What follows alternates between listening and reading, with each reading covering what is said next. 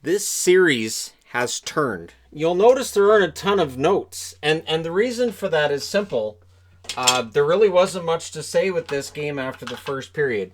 So what I did was I thought, the comment section on here has had a field day after games 2 and game 4. So Dallas was up game like 2-0 after the second game, and up 3-1 after the fourth game. So here's how quickly things change. And I didn't put usernames up because I don't do that. After game 2 is in purple, after game 4 is in black. About the Avs, so flashy and no grit. Exposed on lack of depth. Upcoming Conn Smythe winner, Miro Heiskanen. Stars have the Avs number. Dallas can finally score. And what are the odds Dallas sweeps Colorado? So those are the comments that I thought, yeah, those are fun to put up on the board. And in black, after game 4, don't forget, Hockey Guy picked Avalanche to win this series. Right. How exactly is Colorado better than Dallas in this series? I bleed victory green. Not sure you do. So in some of those games, I was like, Dallas has been kind of lucky. They get these outbursts of goals to beat Colorado. Colorado's kind of beaten themselves. And not trying to take something away from Dallas, just something I noticed in these games that was going on. And this 19 goals in the first 4 games, that doesn't seem right. And then somebody posted the best team wins, meaning Dallas has been the best team and they won. So now we have a tied series. Keep in mind they aren't playing a starter. I feel bad for the Avs, and this is because they had Francouz in net. Francouz is in the net. Now it's Hutchinson. How many people had Hutchinson winning back-to-back? Put your hands down. In my mind, the Stars scoring will dry up sooner or later. I thought that remark was well-timed. So here's a team that had won 19 goals through 4 games, and one of the commenters on the channel said, I don't see that this is something they can keep up. I don't see that this is sustainable. And so we go into game 6 today, and this is the one Dallas really had to win game 6. You don't want to be going to a game 7. And right out of the gate, again, it felt like Colorado had come to play. Now it's Hutchinson against Hudobin. I was glad to see Hudobin in net, not Bishop. I don't know what you're going to do for game 7 if you're Rick Bowness, because honestly, I think this was their chance. I think this was Dallas's chance, and I think Colorado's got its confidence, and now it's playing Colorado hockey. And they're starting to look like they did against Arizona for the first time in this series. They didn't allow those outbursts of 3-4 goals in short periods this time around. Hutchinson was really good off the start, too. The Stars had the better start. The shots were 5-2 for Dallas 5 minutes into this game. So Dallas had the better start, but Hutchinson looked pretty darn good. Como takes a 4-minute penalty, double minor for high sticking. The Avs go to the power play. Interestingly enough, the Avs power play is still a problem. The Avs power play is right now looking about as good as Philadelphia's.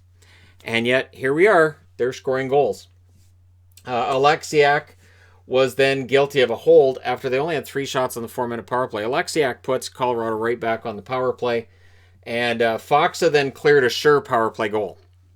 That was right close to the crease, and if Foxa doesn't clear it, that's in the net because Hudobin was out of position on that. Shots were 11-7 in favor of the Avs after the back-to-back power plays. So the power plays start to turn the game in the favor of Colorado. Hutchinson robbed Foxa on a diving shot. Beautiful diving shot by him, and that was after Hudobin stopped Jost as the Avs were pressing. And then Heiskanen scores from Janmark and Hintz at 17:35. Good news. Dallas coming into today was 4-1 when they score first in a game. And so this was good. They had a lead. They can maybe add to it, and they can get some more going.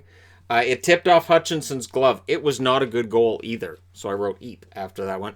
Yeah, because I thought, okay, this could be ugly because that one, honestly, Hutchinson should at least catch it. And you could see Hutchinson wasn't happy after that one went in. I thought, boy, this could be bad. But the Avs, they take a page out of the book of what Vancouver did last night, where Demko finally allows a goal and Besser goes, that's it, we're going the other way. Now, it took longer for Colorado than it did for Vancouver last night, but Zadorov gets a goal from Nemesnikov at 19:28. And that was a very, very important goal. Last minute of the period, and it salvaged a tie period. Comfer was pushed into Hudobin, and I know Bonus was looking at it and thinking about a challenge. I was glad he didn't challenge it because there's no way that goal's coming back. Comfer was pushed into Hudobin by Alexiak. So Alexiak kind of was responsible for the goal if you look at it that way. But again, if he hadn't been messing with Comfer may have tipped it in anyways. So it's 1-1 after one, and we go to the second period. The Avs' fourth line had its chances on the opening shift. The interesting thing with the Avs, and this is something we see with Vegas as well, is that their fourth lines can stir things up early, and they can put the other team on their heels in the first shift of the period. Ben takes a penalty. The Avs go to their fourth power play. I thought they were playing with fire, but it turns out they're pretty good playing with fire. It's not really a big deal. Barely an inconvenience. There was a rush chance for Hintz that went wide, so they did kill it off. And then Makar scores to make it 2-1 from Rantanen and Girard at 7:48. And it's all of a sudden 2-1 in favor of Colorado. Now, Colorado had a good, not great second period, but the Stars didn't have a great second period either. This is where the game sort of slows down, and the amount of notes I can take really start to drop. The Stars were getting shots. Hutchinson was holding his own. Things get kind of scrummy around 11 minutes. Pavelski trying to crash the net and make something happen, but they're down 2-1. Perry takes a penalty. That's 5 power plays for the Avs. Notice Corey Perry hasn't drawn penalties since that Game 4 victory. And, so that heroism, if you want to call it that, and I would never try to insinuate that Corey Perry had been a hero for the Stars at this stage. But if you want to call it that with all the penalties he drew in Game 4, it's not happening in this one. There were no shots on that power play. The Stars actually had their chances on the penalty kill. So again, that power play is kind of a momentum killer for the Avalanche. The Avs, though, it felt like could be taking over this game. Then Landeskog exited on a run of play where the Stars end up pushing with 2 minutes left. And it was a skate cut from the looks of it. It looked like Makar's skate cut right above... like right around just below the knee, so where there isn't any actual padding from Makar. So obviously accidental. Makar's not going to intentionally try to skate cut his own player. But Landeskog left and he was in some distress. So I don't know what his status is going to be for Game 7, but if he's out for Game 7, it's Colorado. I kind of feel like for Colorado, this is how it works. So Landeskog wasn't on the bench. Timmins wasn't on the bench to start the third. I believe Timmins came back in. The Avs walking wounded, it feels like the regular season. So you're down both goaltenders, you're down one of your top 6 forwards, you're down this, down here, and down there. This makes them comfortable. The Avalanche this regular season, when they had all these injuries, they actually played better. That was something that caused them to really jump up my power rankings this year, was that when they had all the injuries, they just kept getting better. It was like they rallied around the fact that there were walking wounded on their roster and guys that were, not able to play. And the guys who had to fill in did their best in order to make up the difference. The Avs looked good early. And then Rantanen scores from McKinnon and Burakovsky at 3:21. Rantanen roofed that one. No chance for Hudobin on that goal. And for McKinnon, that's a 14-game point streak now for him. And it was a really strong play by McKinnon that got the puck over to Rantanen. Rantanen, like I said, roofs it. And it's 3-1. And at that stage, I'm rating tied 3-3 on the board, and I'm putting on a Colorado jersey because this feels like the Colorado Avalanche. This feels like the team that I picked to go to the Stanley Cup Finals. This is just how, when they're on, they're very, very good. I'm not sure what happened in the first 4 games of this series, but they have felt like the Colorado Avalanche both in Game 5 and in this game. The Avalanche pushed for more at the half. The Stars were held to 3 shots in the first half of the period. They would start getting more pressure as the period went along. Dickinson was down. There was a high stick by Cole, but it only ended up being a 2-minute penalty.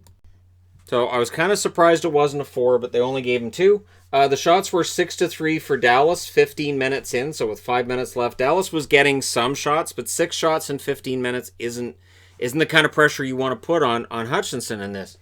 Shot blocking by the Avs with 4 minutes to go, including shot blocks by Nathan McKinnon himself, so he definitely is a 200-foot player now. Hudobin was trying to leave the net with 3 minutes left. Eventually, he does get out, and McKinnon hits the net from the other end of the ice at 17 minutes and 14 seconds. Now, Nieto didn't get an assist. Still hasn't been credited with an assist, but it banked off of him to McKinnon, so I would give Nieto the assist on that. So if they change that to give him the assist, because that shot had to hurt. So give him a point for that. But that was from his own zone. Dallas would pull the goaltender again with 2 minutes and 20 seconds left to no avail. So in this game where Colorado wins 4-1, this is an issue now for Dallas where they're going to have to try to come out and make miracles happen. The good news for Dallas is they've won 2 out of 3 when they're designated as the road team in this series. The problem is 2 of them are at the start of the series. Colorado has now won 3 of the last 4. Shots were 13 apiece in the first, 7-6 Colorado in the second, 9-4 in the third in favor of Dallas. Final shots 28-24 in favor of the Stars. Less shots than we've been seeing in the rest of this series, and it feels like this was a Colorado control game here. Hits were 45-28 in favor of Dallas, but Dallas didn't have the puck as often as Colorado through certain parts of this game. So I understand Dallas being heavier with the hitting. Power plays, Colorado 0 for 5. Dallas only had the 1 power play. That's the other problem in this. They didn't draw enough power plays. Hutchinson, 27 saves on 28 shots. Hudobin, 20 saves on 23 shots. Hutchinson has 2 wins in the second round. He has been the best goaltender of the 3 statistically that have played for the Colorado Avalanche.